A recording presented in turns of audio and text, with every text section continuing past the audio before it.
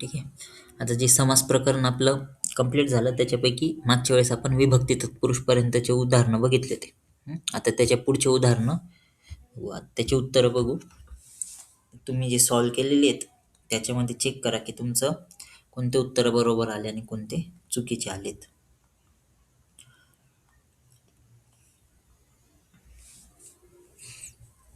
बघा आता इथे कर्मधारय समास आहे. पहिलं उदाहरण घेतलेले नीलमेघम. नीलमेघम काय होईल त्याचा विग्रह विग्रह करायचा आहे याच्यामध्ये. नीलमेघम, नीलमेघमचा विग्रह काय होईल?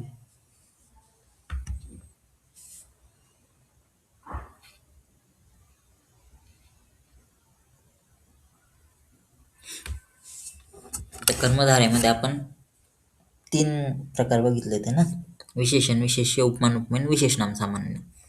आता समास विग्रह करताना ना सगळ्यात आधी हा विचार करायचा की याच्यामध्ये वेगवेगळे होणारे पद कोणकोणते आहेत आणि त्याच्यानंतर विचार करायचा की त्या 2 पदांमध्ये नेमका संबंध कशा प्रकारचा आहे.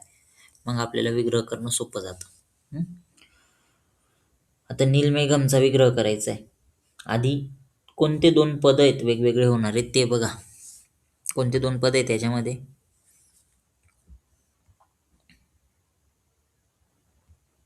नील आणि मेघ. नील आणि मेघ. आता विग्रह करायचा आहे.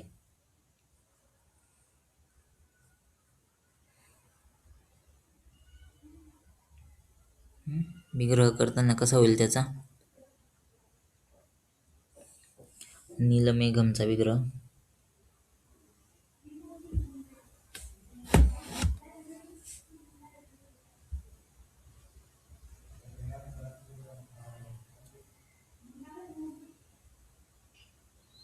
आधी संबंध, आता 2 पद सांगितले नील आणि मेघम, त्या दोघांमध्ये संबंध कोणता आहे आधी ते सांगा.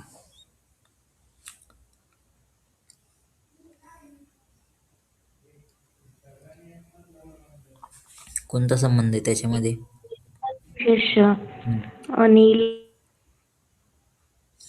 विशेष. विशेषण आणि मेघम विशेष. आता विग्रह कसा होईल त्याचा? हे सगळं झालंय, आपण रॉ मटेरियल गोळा केलं. आपल्याला ॲक्च्युअल त्या ठिकाणी काय काय पाहिजे, उत्तर पाहिजे. काय उत्तर?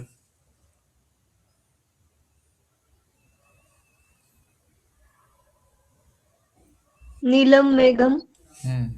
नीलम मेघम.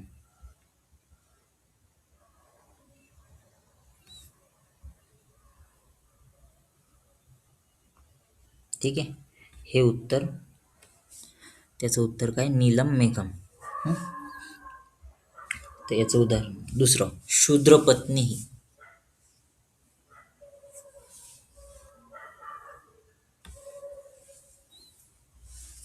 शूद्र पत्नी.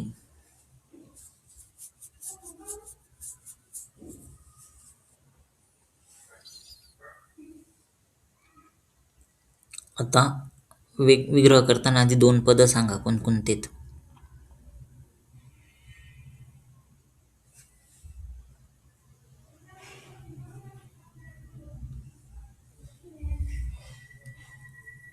कोणते 2 पद आहेत त्याच्यामध्ये शूद्र पत्नीमध्ये?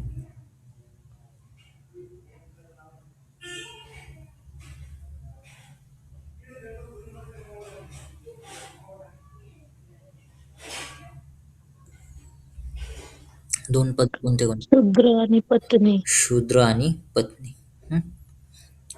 दोघांमध्ये संबंध कोणता आहे?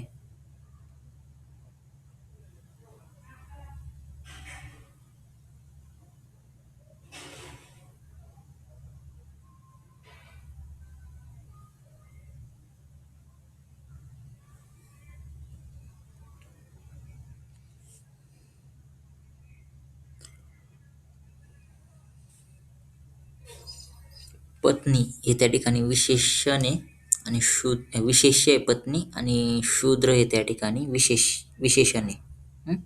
पत्नी ह्या शब्दाचं विशेषण आहे शूद्र. आता पत्नी शब्द स्त्रीलिंगी आहे. मग शूद्र शब्द स्त्रीलिंगी बनवायचा असेल तर काय करावं लागेल त्याला?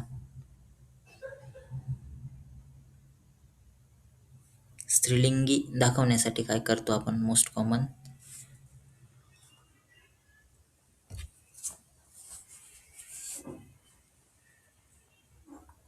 जसं सुंदर शब्द आहे, सुंदरः बालकः, पुल्लिंग बनवण्यासाठी आपण विसर्ग लावला. नंतर सुंदरा बालिका, त्याच शब्दाला स्त्रीलिंगी बनवण्यासाठी आकारांत केलं, सुंदरा बालिका. आणि नपुसकलिंगी बनवायचं सुंदरम वनम, नपुसकलिंग बनवण्यासाठी म लावून पाय तोडला. आता इथे शूद्र शब्दाला स्त्रीलिंगी बनवायचंय, काय करणार?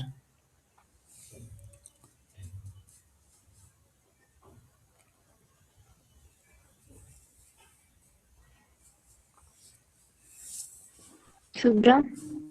बरोबर, शूद्रा. विग्रह कसा होईल?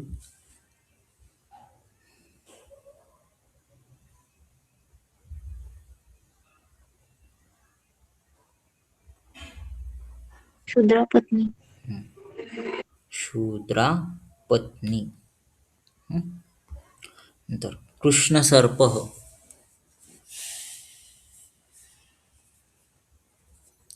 कृष्ण सर्पः.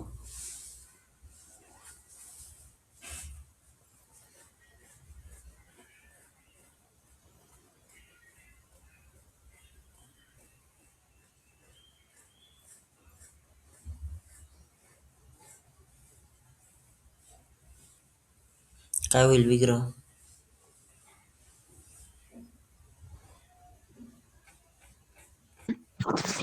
कृष्णः सर्पः. कृष्णः सर्पः. पुढे उत्तमजनाः,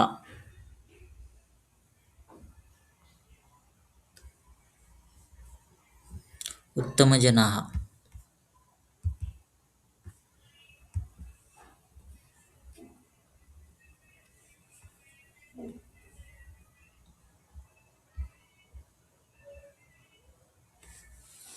उत्तम जनाः, काय विग्रह होईल?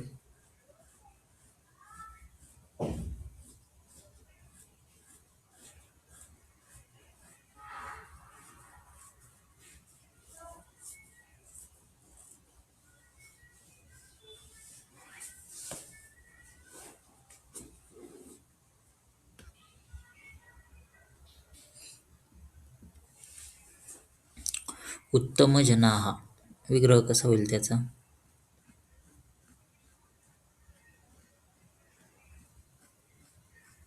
आधी 2 पद कोणकोणते आहेत ते सांगा.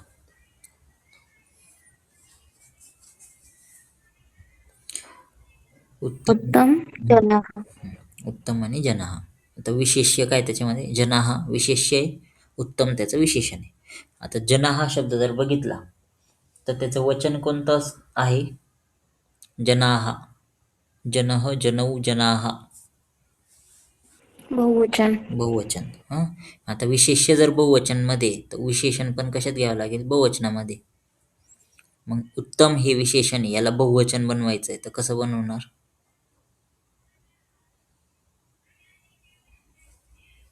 जसं जना हा बहुवचन बनलंय तसं उत्तमचं पण बहुवचन बनवायचं.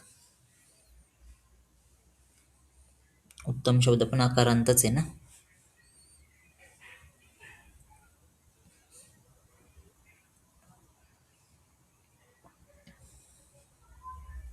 कसं होईल?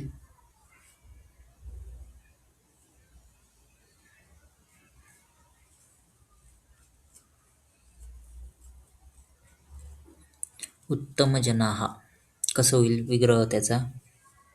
जनाः. उत्तमा जनाः. बरोबर, उत्तमाः जनाः.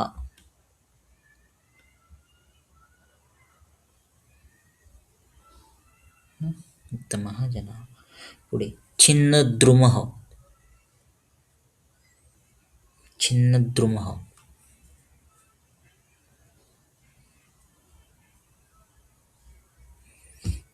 द्रुम म्हणजे वृक्ष, झाड. छिन्न म्हणजे तुटलेले. सेम याच्यामध्ये पण विशेषण विशेष्यच संबंध आहे. विशेष्य द्रुमः विशेष्य आहे, छिन्न त्याचं विशेषण आहे. द्रुमः पुल्लिंगी आहे, अकारांत आहे. द्रुमः. मग छिन्न शब्द कसा येईल?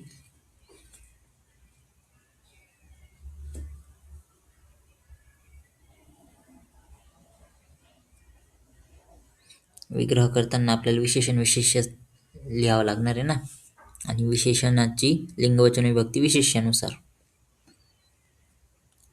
कसा होईल विग्रह?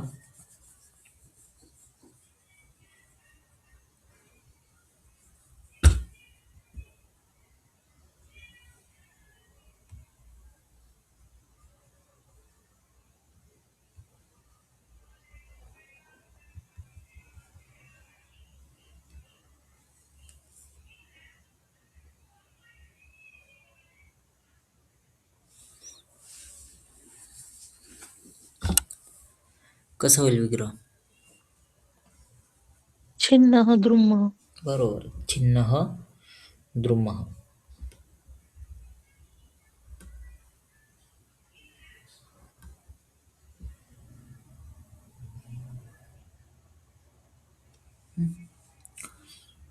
आता हे समास विग्रह केले. इथे समस्त पद लिहायचे आहेत. आता नर इव सिंह. नरसिंह. नरसिंह. तर इथे नर इव सिंह आणि नरसिंह इव असं असलं पाहिजे होतं.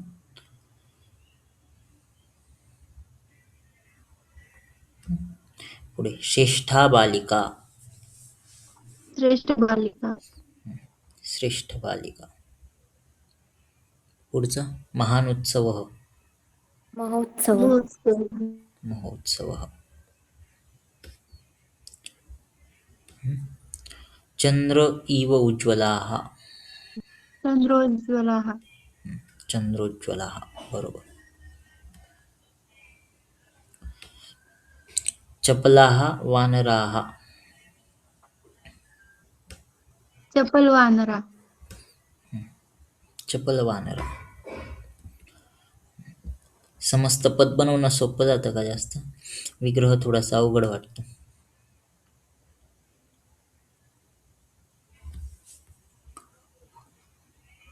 समस्त पद बनवणं सोपं आहे ना थोडं, ॲज कम्पेअर टू विग्रह, कारण की समस्त पदामध्ये फक्त जोडायचे आहेत दोघांना. ठीक आहे, आता इथे विग्रह करायचा आहे. द्विगु समास. पंचवटी.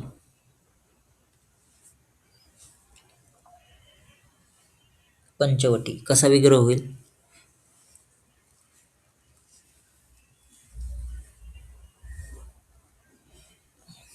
पंचवटीचा अर्थ काय होतो? 5 वटांचा समूह. आता द्विगु समासचा ज्यावेळेस आपण विग्रह करतो, पंचानां वटानां समाहार. बरोबर, दोन्ही पदांचं षष्टी बहुवचन रूप घ्यायचं आणि पुढे समाहार लावायचा. पंचवटीचा विग्रह. पंचानां वटानां समाहारः. बरोबर, पंचानां वटानां समाहारः.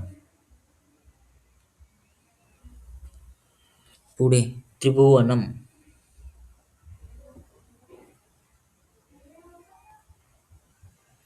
त्रिभुवनम.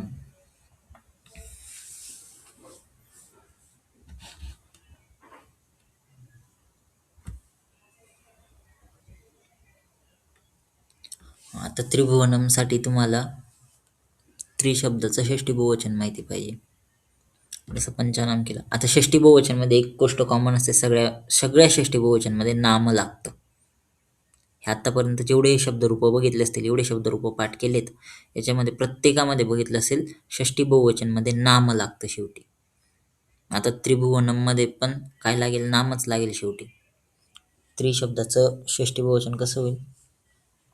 आता त्रयाणां भुवनानां समाहारः. बरोबर, त्रयाणां भुवनानां समाहार.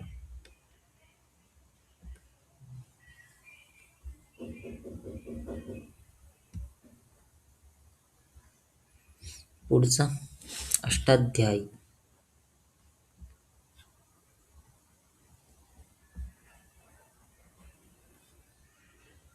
अष्टाध्यायी 8 अध्यायांचा. अष्टानां अध्यायानां समाहार. अष्टानां अध्यायानां समाहार. पुढे पंचमुली.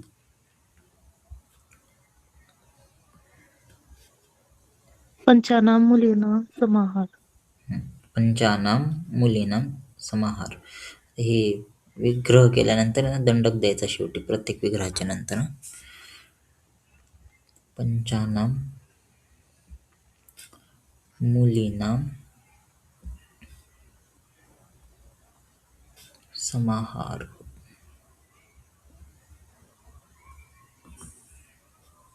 चतुर्युगम. चतुर्णां युगानां समाहारः.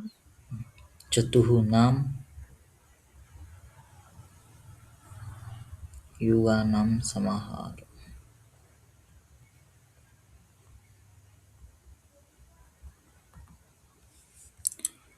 ठीक आहे. पुढे आता इथे समस्त पद लिहायचेत. पंचानां तंत्राणां समाहार. पंचतंत्र. पंचतंत्र. पंचतंत्रम.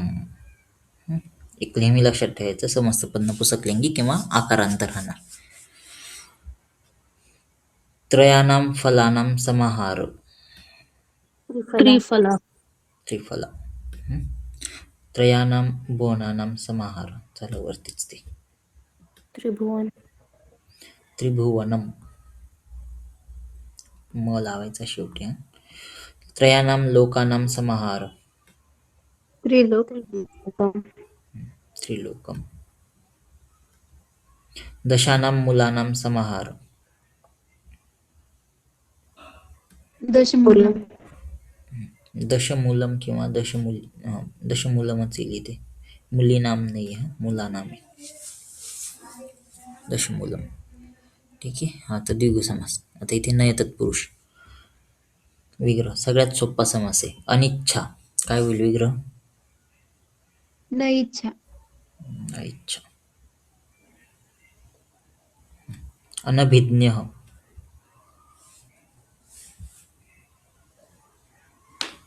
अनभिज्ञ.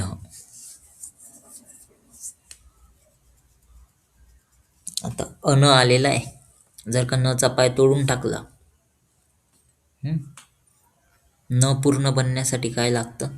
न कधी पण अर्धाच असतो. जर का न असा पूर्ण उच्चार करायचा आहे तर न सोबत काय जोडला पाहिजे? कोणता स्वर राहिल्यावरती न पूर्ण होईल? अ. राहिल्यावर. आता याला जर का वेगवेगळं केलं आपण तर कोणते दोन पदं भेटतील विग्रहासाठी? अनभिज्ञ. अनभिज्ञ नाही ना. विग्रहाचा नियम काय नाही तत्पुरुषचा. अन किंवा असेल तर तो काढून टाकायचा, त्याच्या जागी न टाकायचा विग्रहात पहिल्या पदाला, आणि उत्तर पदामध्ये जो पण स्वराने किंवा व्यंजनाने सुरू होणारा शब्द आहे तो टाकायचा. आता अन जर का काढून टाकला अनभिज्ञ मधला, नकारार्थक पद काय? अन्य. भज्ञ. न काय येईल? न अभिज्ञ. न अभिज्ञ. अचेतन. न न चेतन. चेतन. न चेतन.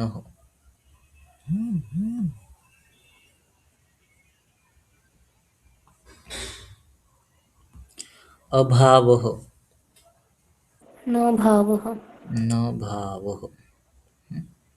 अनुत्साह. न उत्साह.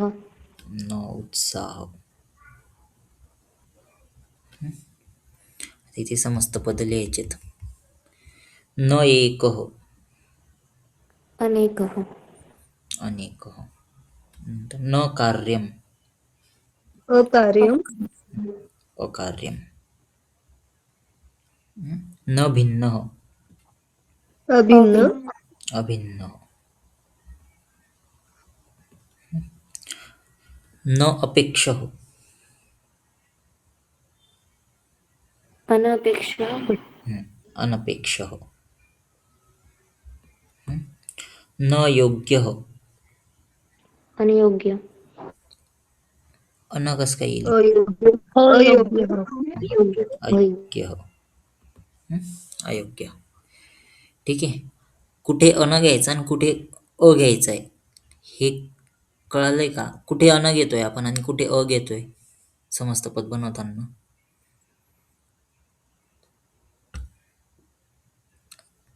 नाही तत्पुरुषमध्ये ज्यावेळेस विग्रहापासून समस्त पद तयार करतायत त्यावेळेस कुठे अन घेताय आणि कुठे अ घेताय फक्त.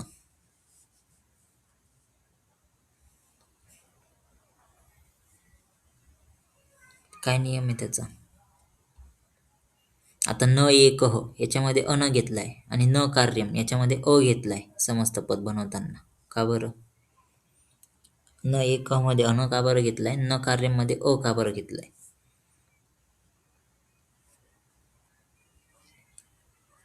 काय नियम होता तो?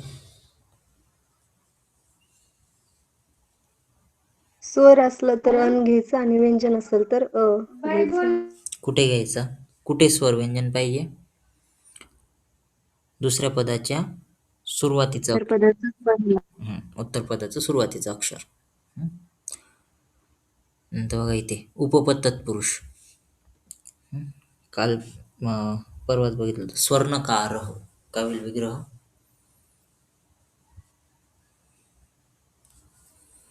स्वर्णकारः.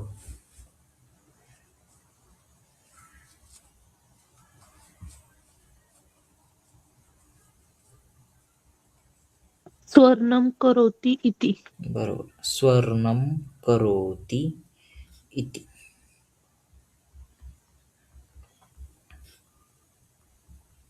दुसरा विद्याधरः. आता इथे धरह हा शब्द कशाचा तयार झालाय? मूळ धातू आहे ध्रुव आणि त्याचं तृतीय पुरुष प्रथम पुरुष एकवचनी रूप होतं धारयती. धारयती. विद्याधर याचा विग्रह कसा होईल?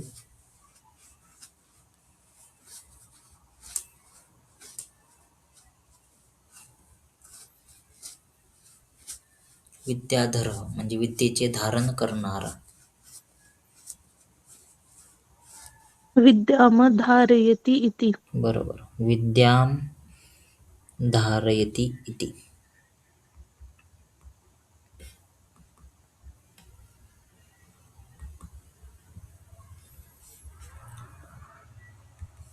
ठीक आहे.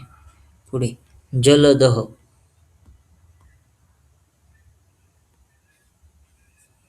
जलदह. आता दह हे कृदंत कोणत्या धातूचं आहे? दा धातूचे दा. आणि त्याचं जे प्रथम पुरुष एकवचनी रूप आहे ते आहे ददाती. कसा होईल विग्रह? जलम ददाति इति. जलम ददाती इति. पयोदहचं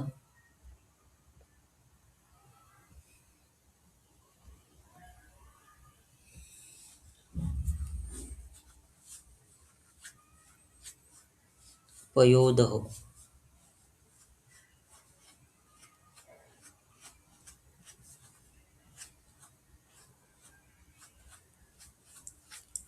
सेम शब्द आहेत ना दोन्ही ठिकाणी दह. पयम ददाति इति. पयम ददाती इति. नंतर इंद्रजीतः. इंद्रजीतः. आता जीतः हे कृत प्रत्यय कसा लागलाय? जी धातू आहे, मूळ धातू जी. त्याचं प्रथम पुरुष एकवचन रूप होतं जयती. जी जयती. काय होईल विग्रह? इंद्रजीतःचा विग्रह कसा होईल मग? इंद्रजीत म्हणजे इंद्राला जिंकणारा.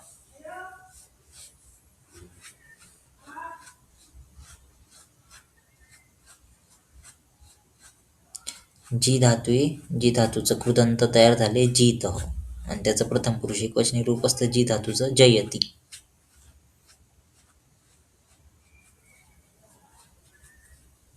इंद्रम जयति इति.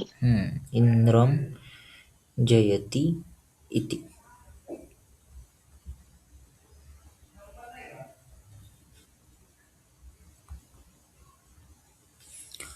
ठीक आहे. आता इथे खाली समस्त पद लिहायचे. आता हे कुठे कुठे ऐकलेले शब्द असतील त्याच्यावरून थोडासा अंदाज लागून जातो. वेदान वेत्ती इति. काय असू शकतो? वेदान वेत्ती इति म्हणजे वेदांना जाणणारा. वेदवान. वेदवान. वेदवान नाही होणार.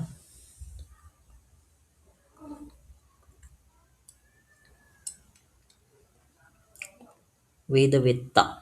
हं? वेदवेत्ता होईल, वेदवेत्ता.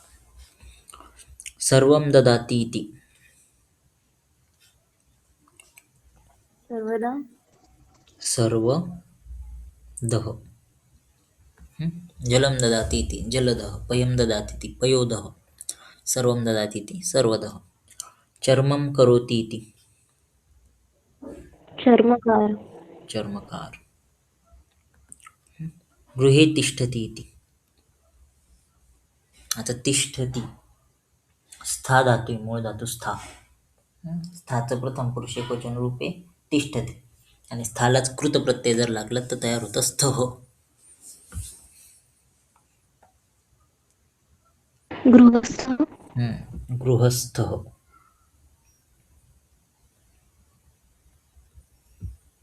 गृहस्थ.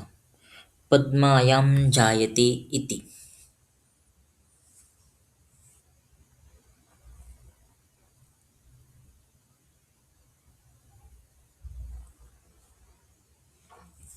पद्मायां जायते इति. जायतेचा मूळ धातू काय आहे? जन जायते. आणि जन जायते जन धातूचा जर का कृत प्रत्यय केला तर तो होतो जह. कृत प्रत्यय लावून जन धातूचं रूप असतं जह. काय होईल समस्त पद? पद्मजः. पद्मजः.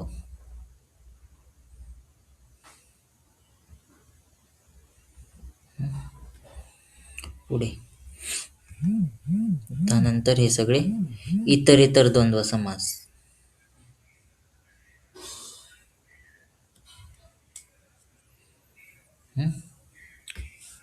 आता पुढचा जो प्रकार आहे तो आहे इतरेतर द्वंद्व समास. विग्रह करायचा आहे. राम लक्ष्मणौ.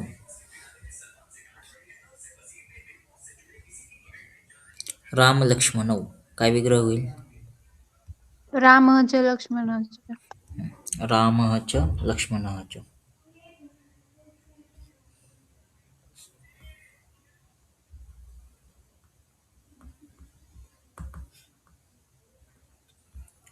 हरिहरौ.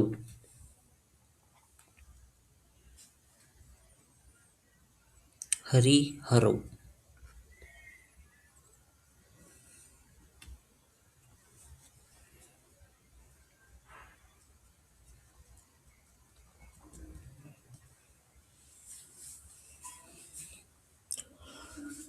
दोन पद सांगा कोणते कोणते आहेत?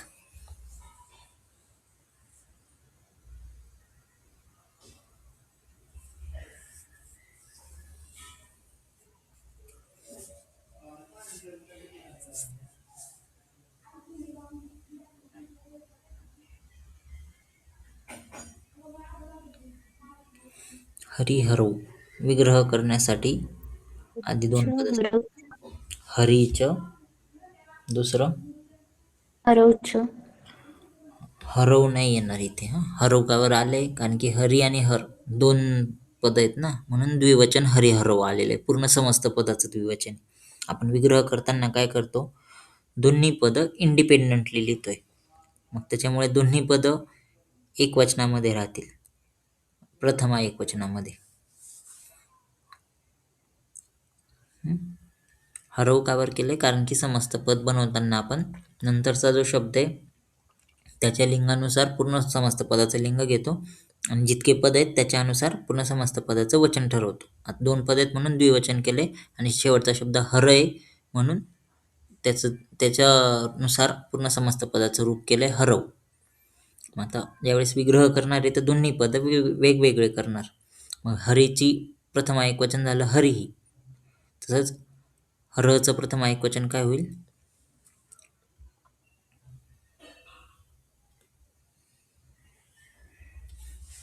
विग्रह करण्यासाठी पहिले गेलं हरीच. दुसरं काय येईल? हर. देवप्रमाणे चालतो ना. प्रथमा एकवचन काय येईल त्याचं?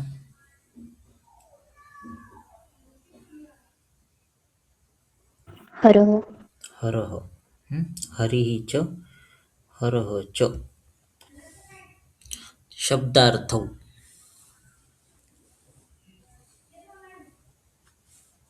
शब्दः च अर्थः च. शब्दः च अर्थः च.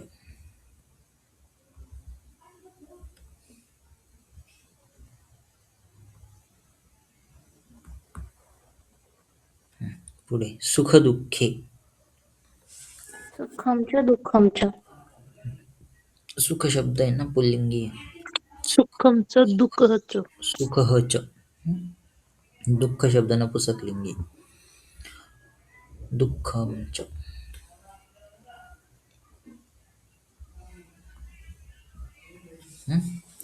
सुख शब्द पुल्लिंगी आहे, सुखः, आणि दुःख शब्द नपुंसकलिंगी दुःखम. सुखः च दुःखं च. पुढे सीतारामौ. सीता च रामः च. सीता च रामः च.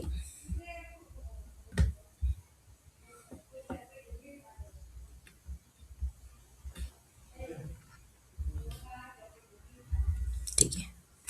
आता इथे खाली समस्त पद बनवायचे. कंदः च मूलं च. कंदमूल. कंद, कंदमूलम येईल का?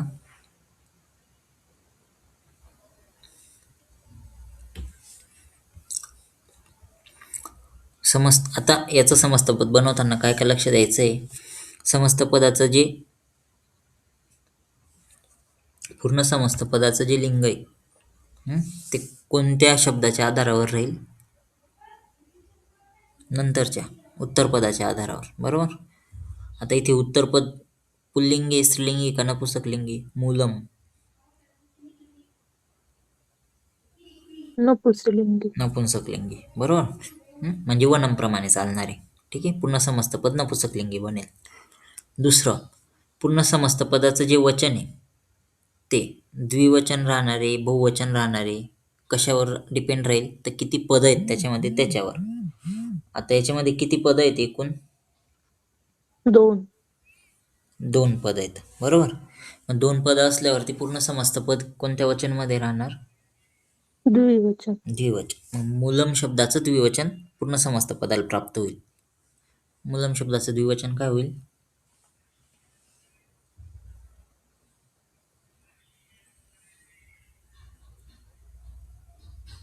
वनमप्रमाणे चालतो ना मूलम शब्द.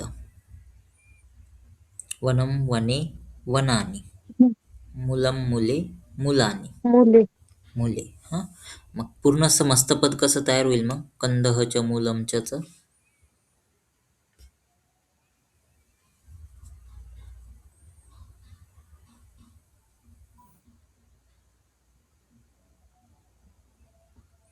मूलमचं द्विवचन काढलं ना आपण आता एवढ्यात.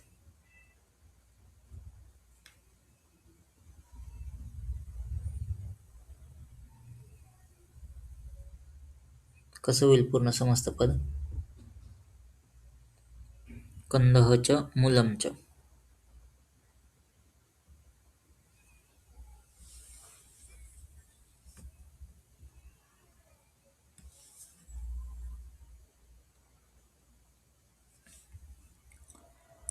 एवढ्यात काढलं ना. मूलमचं द्विवचन काय आलं?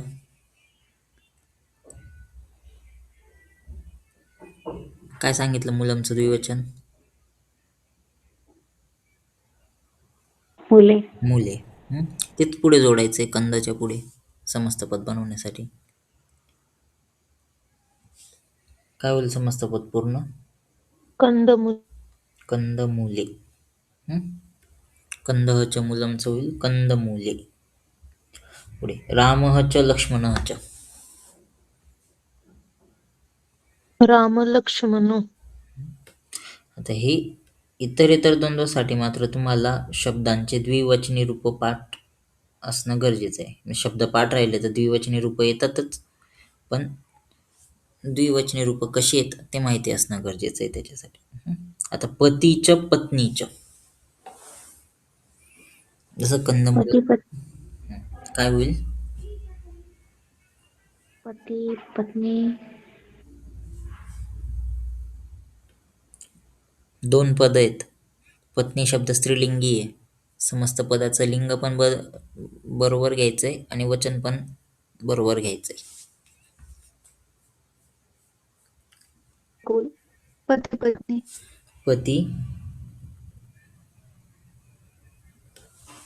दुसरं पद काय येईल?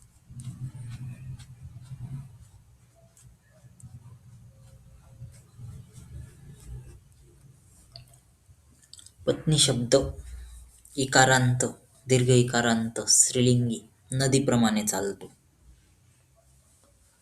द्विवचन घ्यावं लागेल तर नदी शब्दाचं द्विवचन त्या ठिकाणी अप्लाय करावं लागेल. मग त्याच्यावरून पत्नी शब्दाचं भेटेल. काय असतं नदीचं द्विवचन? नदी, नद्यौ, नद्यः प्रथमा, नद्यौ. पत्नीचं द्विवचन काय येईल?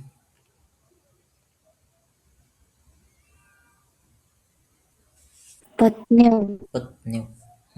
पूर्ण समस्त पद कसं येईल मग?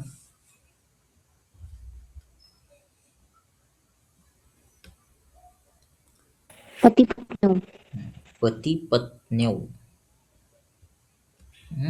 पती पत्न्यौ. पुढे दर्शनः च, स्पर्शनः च, प्रश्नः च.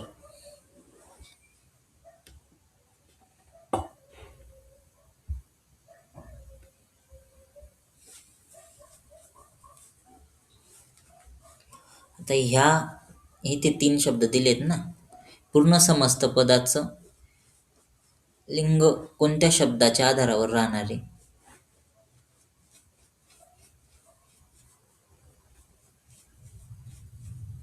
दर्शनवर आधारित राहील, स्पर्शनवर आधारित राहील का प्रश्नावरती आधारित राहील?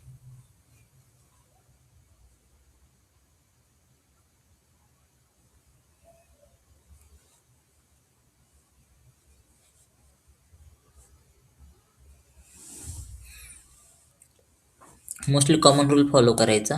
जशी सिक्वेन्स आहे त्या सिक्वेन्सनुसार आपल्याला समस्त पद लिहायचे. पूर्ण समस्त पद कशाच्या बेसिसवरती हे होईल? कोणता शब्द शेवटी राहणार आहे?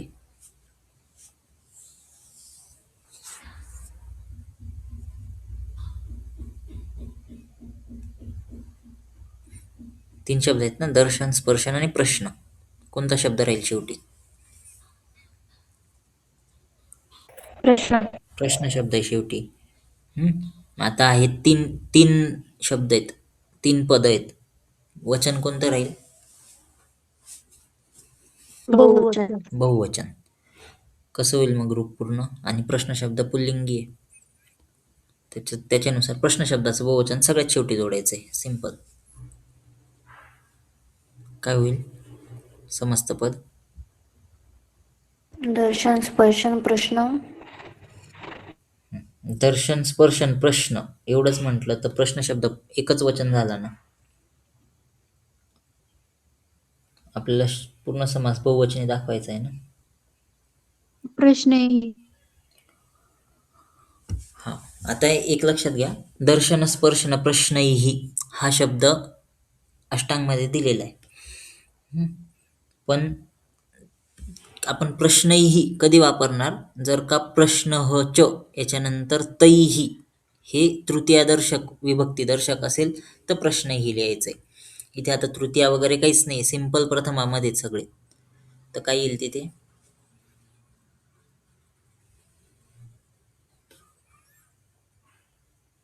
प्रश्न शब्दाचं प्रथमा बहुवचन प्रश्न प्रश्नाः. कधी पण विग्रहामध्ये जर का शेवटच्या शब्दानंतर कोणता विभक्तीवाचक शब्द दाखवलेला असेल तर त्याच वेळेस समस्त पदामध्ये ह्या ठिकाणची विभक्ती बदलायची, अदरवाईज बदलायची नाही. आता इथे तैही दिलेलं असतं तर दर्शन, स्पर्शन, प्रश्नही असं आलं असतं. जर का ह्या ठिकाणी तेषु दिलेलं असतं तर दर्शन, स्पर्शन, प्रश्नेषु असं आलं असतं. पण इथे काहीच दिलेलं नाहीये, त्याच्यामुळे ॲज इट इज प्रथमामध्येच राहतील ते.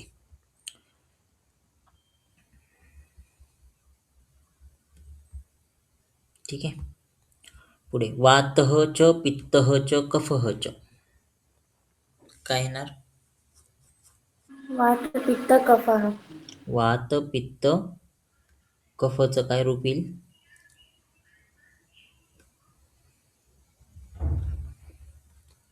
प्रथमा बहुवचन कफः. कफाहा. वात पित्त कफाहा. ठीक आहे. हा तर इतर द्वंद्व समास. त्याच्या पुढे बहुव्रीहीचेच दिलेले समाहारचं होतं एक. सर्पनकुलम काय होईल विग्रह?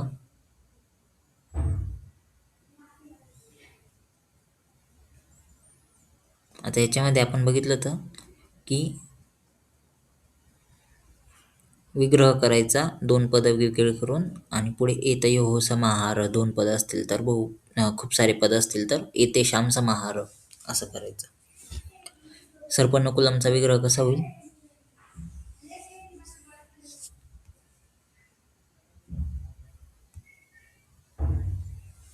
सर्पनकुलम.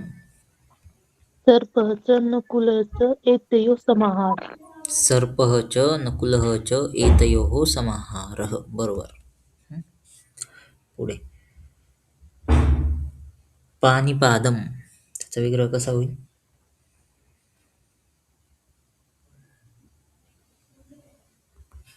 पाणी च पादौ च एतेषां समाहारः. बरोबर.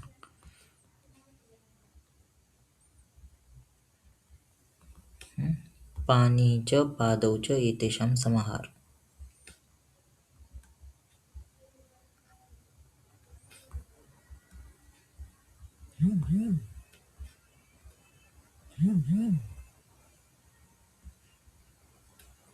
पुढे मुखनासिका.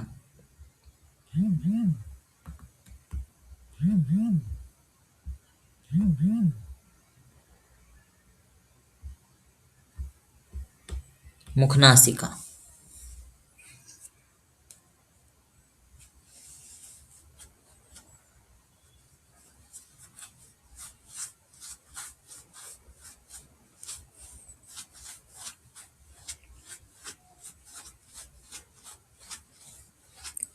दोन अवयव आहेत इथे, मुख आणि नासिका.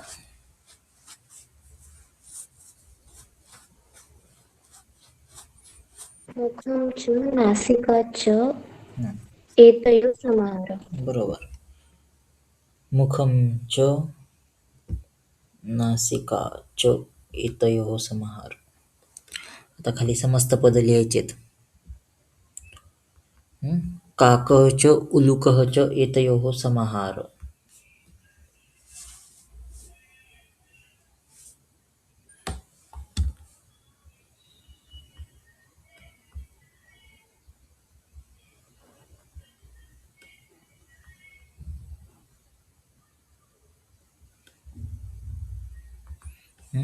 काकः च उलूकः च एतयोः समाहार. कोणते 2 पद आहेत? काक आणि उलूक. जोडा दोघांना.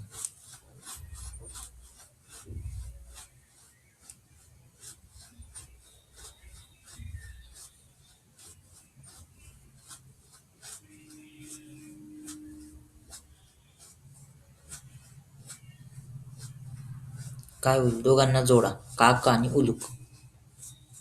जसं सर्पनकुलम मध्ये आहे ना तसं.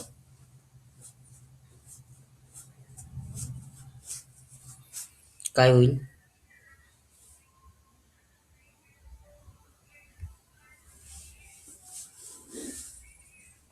काकोलुकम. काकः च उलूकः च एतयोः समाहार. काय होईल? काकोलुकम. पुढे शीतम च उष्णम च एतयोः समाहार. शीतोष्ण. शीतोष्ण. गजः च तुरगः च एतयोः समाहार.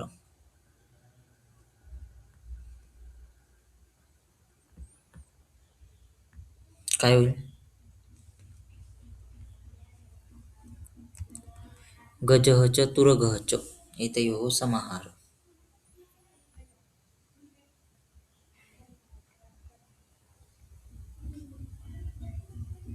गजतुरगम.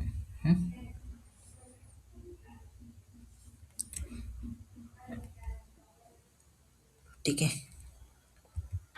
त्याच्यामध्ये बहुव्रीही याच्यात नव्हते बहुव्रीहीचे एक्झाम्पल्स. ठीक आहे, बहुव्रीहीचे एक्झाम्पल्स आपण काल बघितले खूप सारे. त्याप्रमाणे सॉल्व्ह करायचे. लंबोदरः काय होतं त्याचा विग्रह? लंबोदराचा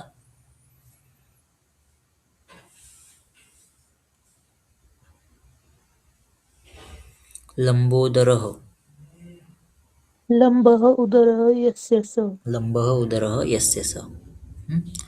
नंतर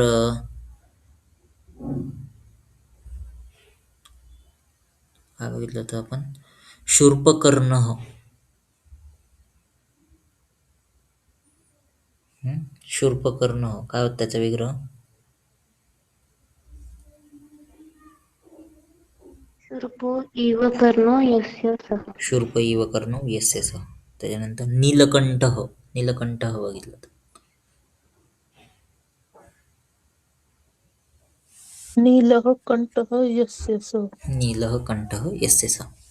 ठीक आहे, असे बहुव्रीहीचे एक्झाम्पल्स येतात. ठीक आहे, समास प्रकरणमध्ये हे आपण काही एक्झाम्पल्स बघितले. आता तुम्हाला एक्झाममध्ये कसे येतात, प्रश्न कसा येतो? एक SAQ असतो. SAQ मध्ये तुम्हाला एक तर समस्त पद दिलेलं असतं, त्याचा समास विग्रह लिहायचा आहे, किंवा समास विग्रह दिलेला असतो त्याचं समस्त पद लिहायचं आहे. आणि LAQ मध्ये काय असतं? तेच समस्त पद दिलेलं असेल तर समास विग्रह लिहायचा आणि कोणत्या प्रकारचा समास आहे त्याचं नाव लिहायचं आहे. आणि LAQ किंवा समास विग्रह दिलेला असेल तर समस्त पद लिहायचं आणि कोणत्या प्रकारचा समास आहे त्याचं नाव लिहायचं. बघा आता कसं लिहायचं ते दाखवतो मी तुम्हाला.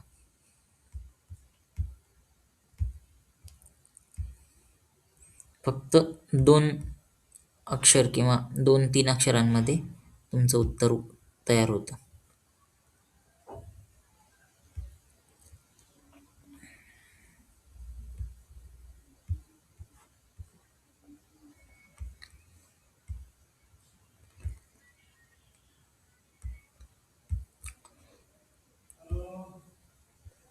बघा हा एक पेपर आहे ना, याच्यामध्ये हा बघा दुसराच SAQ असतो समासवरती. ते पद विग्रह वाक्य किंवा समस्त पद लिहायचे. आणि LAQ मध्ये हा एक दुसरा LAQ जो असतो तो पण समासावरती असतो. इथे विग्रह वाक्य आणि समस्त किंवा समस्त पद लिहून समासाचं नाव लिहायचंय. लिहिणार कसं? हे बघा हे असं.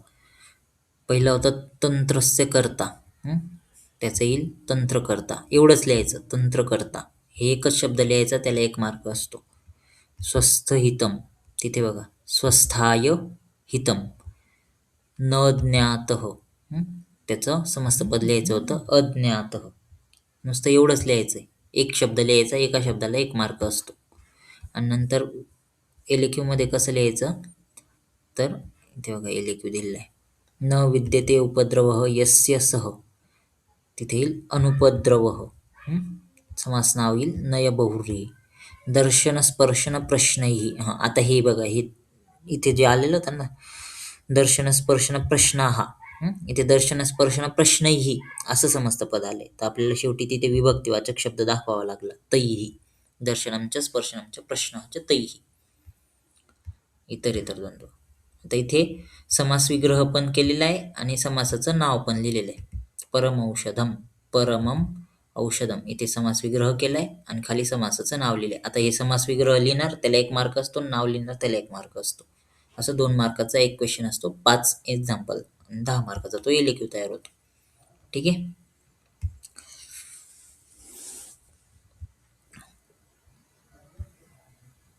इथे समास प्रकरण पूर्ण झालं, एक्झाम्पल्स पण सॉल्व्ह करून झाले. आता पुढचं जे आहे ते आपण शब्दरूप चालू करणार आहे. आता ते उद्या चालू करू. आज करायचं होतं पण हे एक्झाम्पल्सच झाले नाही. ठीक आहे, उद्यापासून आपण शब्दरूप चालू करू.